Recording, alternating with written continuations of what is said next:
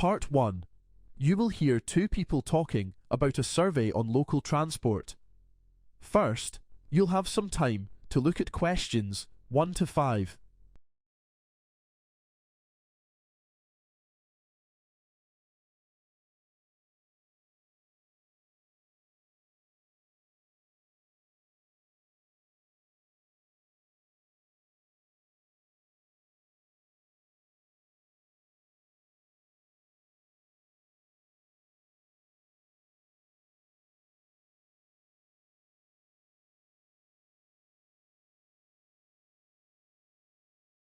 Now listen carefully and answer questions 1 to 5.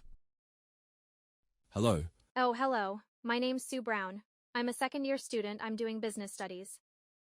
I've got an assignment to do for my marketing course, and I was wondering if you could help me. It's about transport, and I have to interview a few people about their local transport system. Okay. I'm sorry to call you at dinner time, but I really find it difficult to get time to do this. No, that's fine. As long as it doesn't take long. No. It won't take long at all. So, first of all, can I just check a few details about you? Sure. Okay. If I can just start by taking your name. It's Martin, isn't it? Yes, that's right. Martin. Could you give me your full name, please? Yes, it's Martin Harris. Is that Harris? Yes, that's right. Okay, thank you. Can I have your contact number? Oh, sure. It's 6961273. 6961372? No, 1273. Got it. Thanks. And can I have your address? It's 22 North Avenue in Newbridge. Oh, right, I know that area. It's a nice part of town. Yes, it is. Okay, and can I just ask what your job is? I work in a bank, in the center of town. Oh, I'm sure that must be very interesting. Yes, it is. Okay, I'd like to ask you a few questions about the bus system. Now, do you live near your workplace? No, I live in the town center, so I have to commute. And how do you get to work? Well, I don't often catch the bus to go to work. I usually drive my car. I only use the bus if I have to go to the shops to buy food or clothes or things like that. Okay, so, do you think the bus service is good? Well, they're okay, but I think they're quite crowded most of the time, especially in the mornings and evenings. It's hard to find a seat. Right, yes, I know what you mean. So, how do you think the service could be improved? Well, I think they should have more buses, especially during rush hours. That would make things a lot easier. Before you hear the rest of the conversation, you'll have some time to look at questions 6 to 10.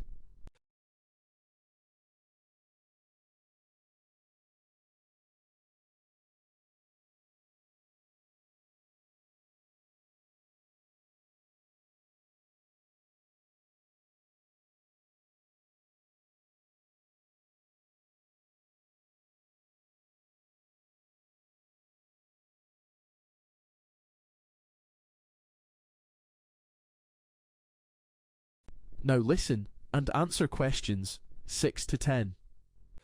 Okay, now I'd like to ask you a few questions about cycling. Do you have a bike? Oh yes, I do. I go cycling quite often, especially at weekends. So, what do you think about the cycle lanes in the city? Do you think there are enough?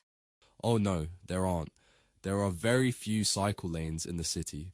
I think they should have more because cycling is a great way of getting around. It's much better than using the car, especially for short journeys. And, of course, it doesn't pollute the air. Yes, that's true. So, do you think any other bike facilities should be improved? Definitely. There should be more lanes for cyclists, and they should also provide a detailed map showing the best bike routes around the city. That would be really useful. That's a great idea. Now, what about walking? Do you think the city is pedestrian-friendly? Not really.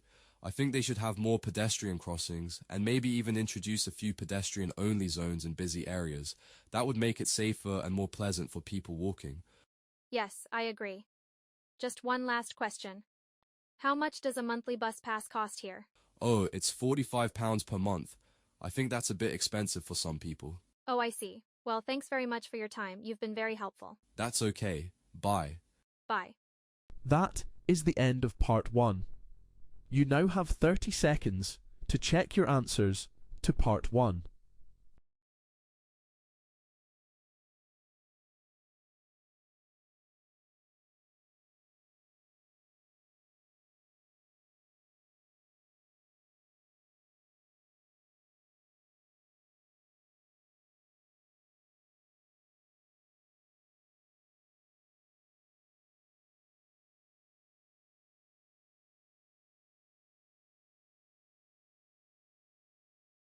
Now move to Part 2.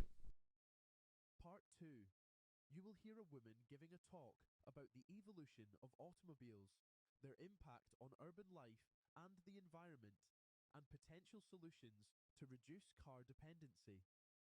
First, you'll have some time to look at questions 11 to 15.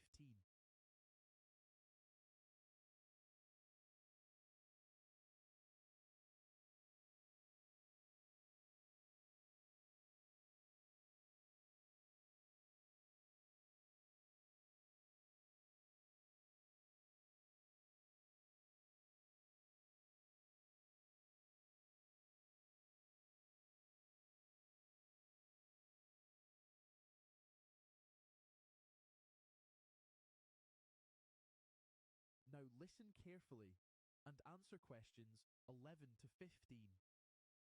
Welcome to today's discussion on one of the most significant innovations in human history, the motor car. But before we dive into that, let's go back even further.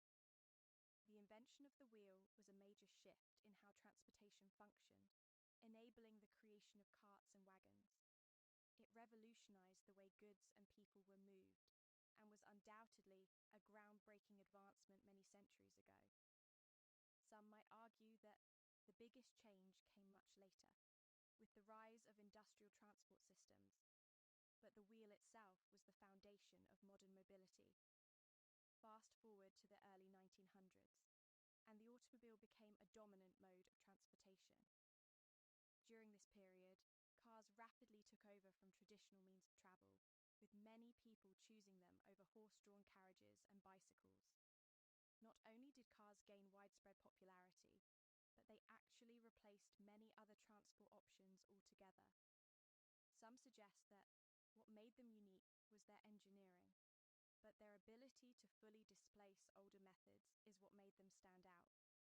Now, you may be wondering how this discussion fits into our larger series. Today's program expands upon an earlier discussion I had on transport, where I explored various historical changes in how people get around. This episode is one part of a larger exploration of transport evolution, focusing specifically on automobiles. Some may expect us to cover global transport methods today, but we are instead honing in on a single crucial aspect: the rise and impact of cars. One major issue we face today with cars in urban areas is severe congestion. With more and more vehicles on the road, traffic has become a daily struggle, leading to longer travel times and frustration. Although financial costs and safety concerns are also growing problems, the most immediate challenge is excessive road congestion. Some would argue that higher expenses are the key issue, while others believe that the dangers of driving outweigh all other concerns. But the sheer volume of cars in cities causes the greatest difficulty. Speaking of challenges, let's talk about the environmental consequences of widespread car usage. Many argue that modern vehicles are much more durable and efficient than in the past, but the bigger concern is their global impact on the environment. For instance, consider a massive oil tanker transporting fuel across the world. It demonstrates the serious damage that car emissions contribute on an international scale. Some people claim that cars today are not as harmful as they once were, while others believe the real problem is how they are manufactured. But in reality, their carbon footprint remains a major issue. Before you hear the rest of the conversation, you'll have some time to look at questions 16 to 20.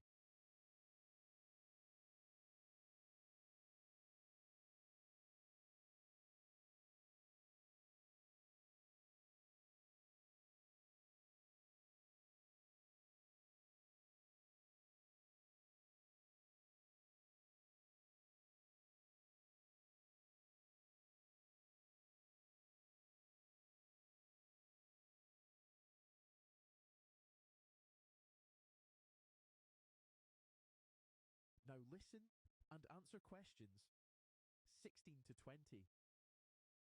As we consider the challenges caused by increasing car usage, it's crucial to explore strategies that could help reduce vehicle dependence in urban areas. One effective approach is to establish zones where cars are restricted, allowing only pedestrians and cyclists to move freely. This can significantly cut harmful emissions and improve urban air quality. By creating these spaces, we can limit the impact of vehicle exhaust, ensuring cleaner and healthier city environments. Another pressing concern is the cost of fuel and its availability. Many argue that making fuel more affordable would ease the financial burden on drivers, but the real issue lies in ensuring diverse and sustainable energy sources for transportation. If people have access to alternative fuels, such as biofuels or electric charging stations, reliance on conventional petrol and diesel could decrease, leading to a more sustainable transport system. Car-sharing initiatives are another practical solution to reduce congestion. Encouraging people to share rides instead of driving alone can help cut the number of vehicles on the road. With fewer cars in circulation, there will be less strain on road infrastructure and lower overall travel expenses, making transport more economical for everyone. One factor often overlooked is how work schedules affect traffic flow. If companies allowed employees to adjust their working hours, fewer people would need to travel during peak times. This would lead to smoother traffic movement and reduced travel time, benefiting both commuters and city planners. By spreading out road usage throughout the day, we can create a more efficient and less stressful urban transport system. Finally, enhancing public transportation networks is essential for reducing reliance on personal vehicles.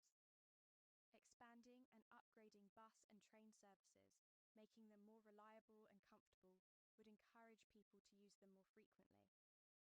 Additionally, addressing noise pollution caused by heavy traffic can make public transport a more pleasant alternative, attracting even more users and easing congestion further. By implementing these measures, cities can take meaningful steps toward a more sustainable and efficient transportation system, benefiting both people and the environment. That is the end of part 2. You now have 30 seconds to check your answers to part 2.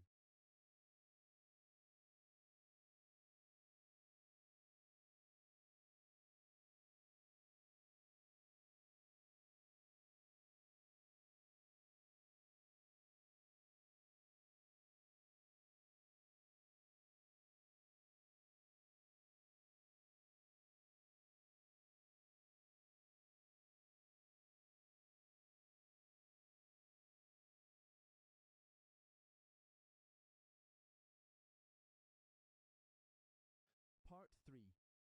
You will hear two students, Nina and James, discussing different type of work. First, you'll have some time to look at questions 21 to 26.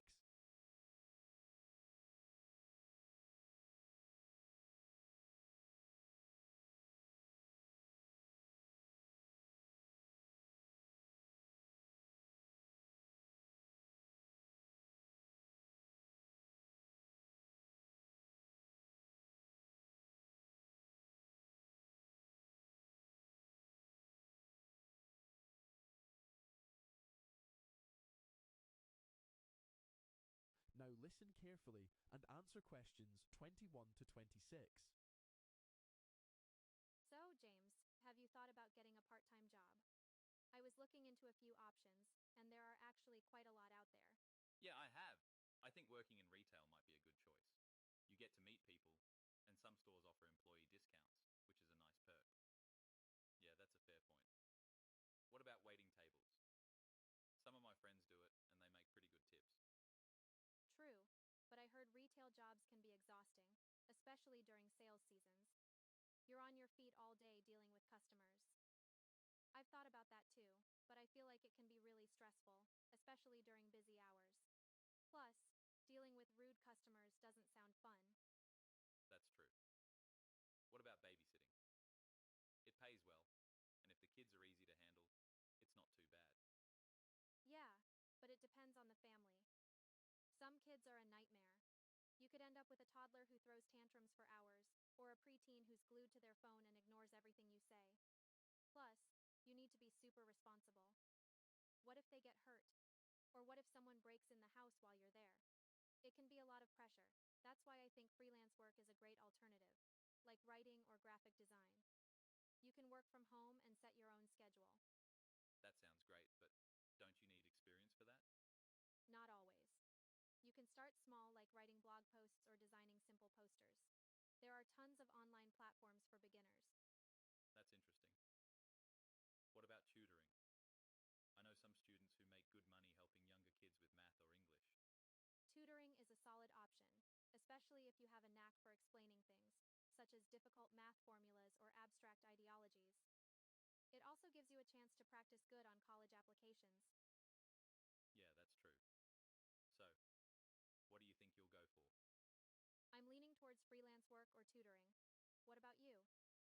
I think I'll try retail first and see how it goes. If it's too tiring, maybe I'll switch to tutoring. Sounds like a plan. Let's see where we end up in a few months. Before you hear the rest of the conversation, you'll have some time to look at questions 27 to 30.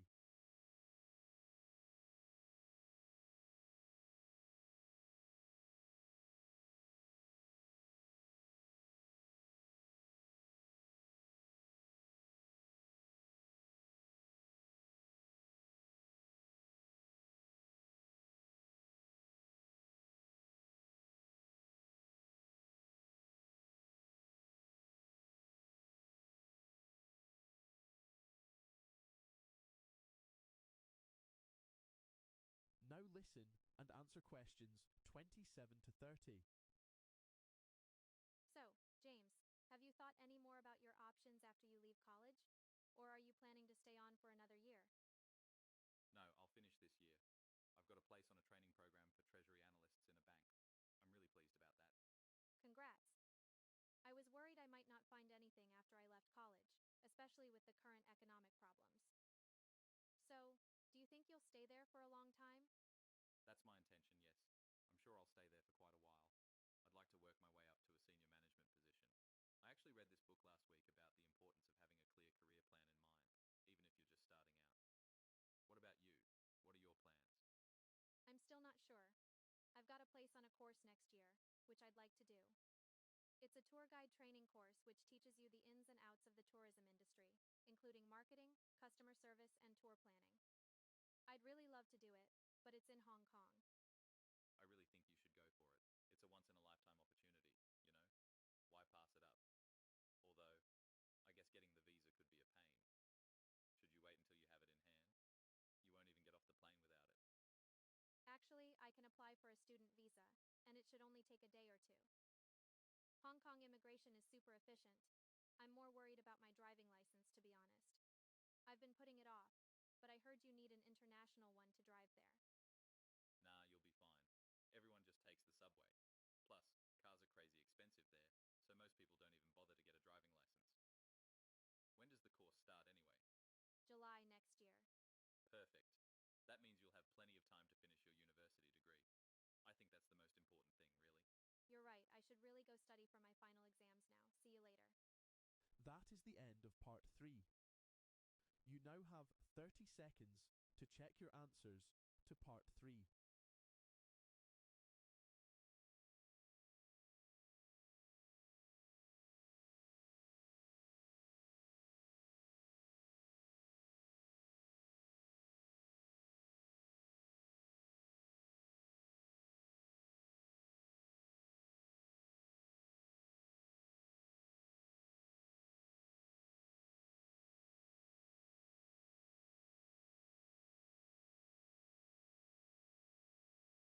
You will hear a man giving a talk about antibiotics. First, you'll have some time to look at questions 31 to 40.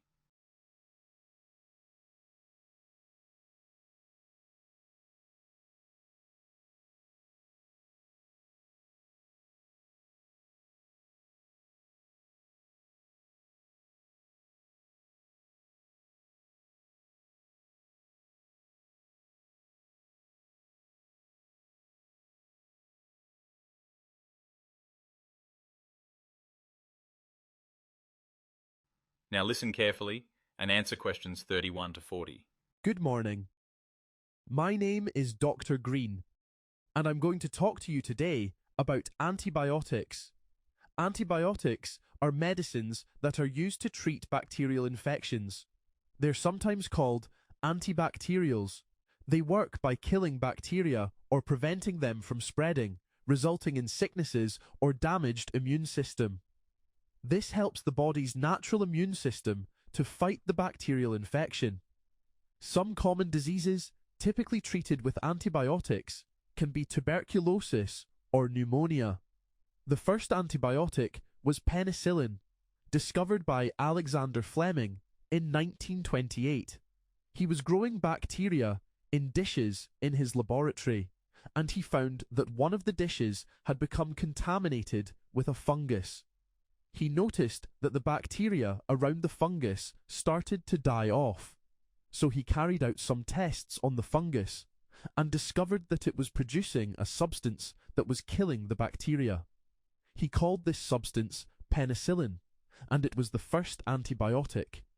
Fleming published a paper on penicillin in 1929, but at the time it was very difficult to produce penicillin in large amounts, so nobody was interested in taking it further. Then, in 1938, two scientists in Oxford, Howard Florey and Ernst Chain, came across Fleming's paper and decided to try and produce penicillin in large quantities.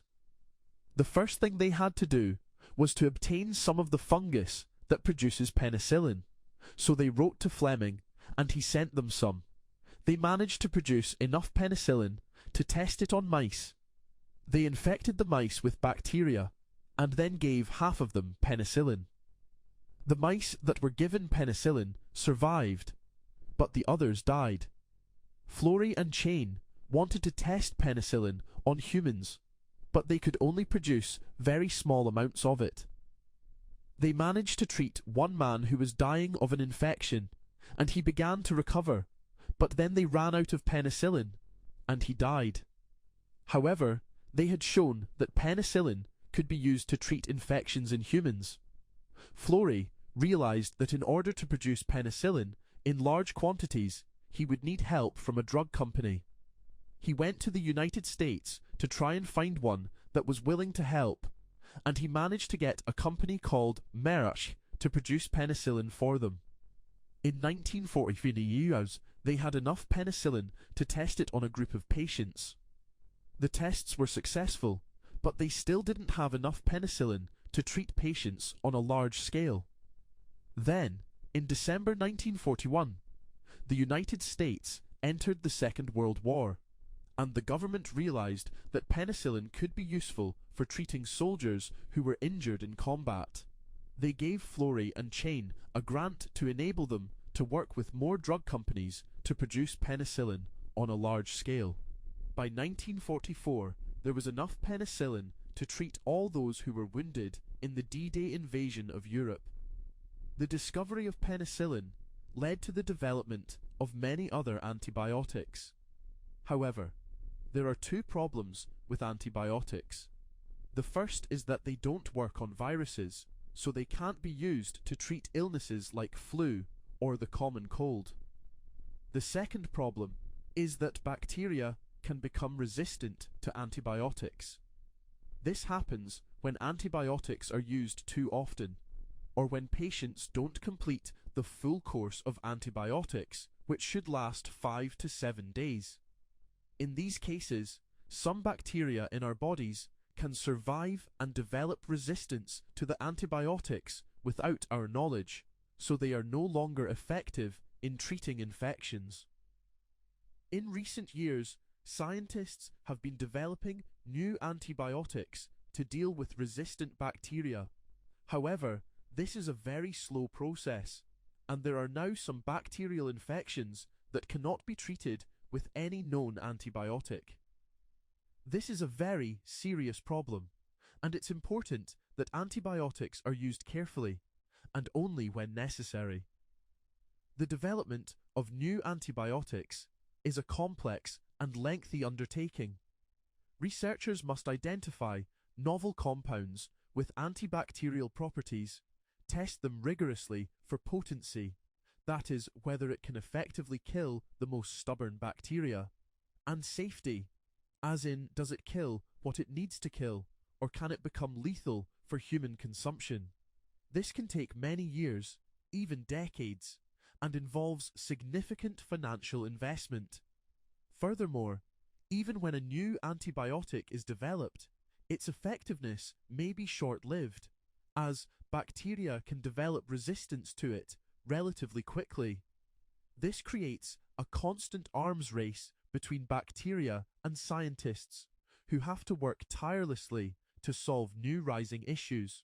The World Health Organization, WHO, has unequivocally stated that antibiotic resistance is a major threat to global health, a crisis that jeopardizes decades of progress in modern medicine and imperils the lives of millions. This isn't a distant problem for the future, it's happening right in front of our eyes.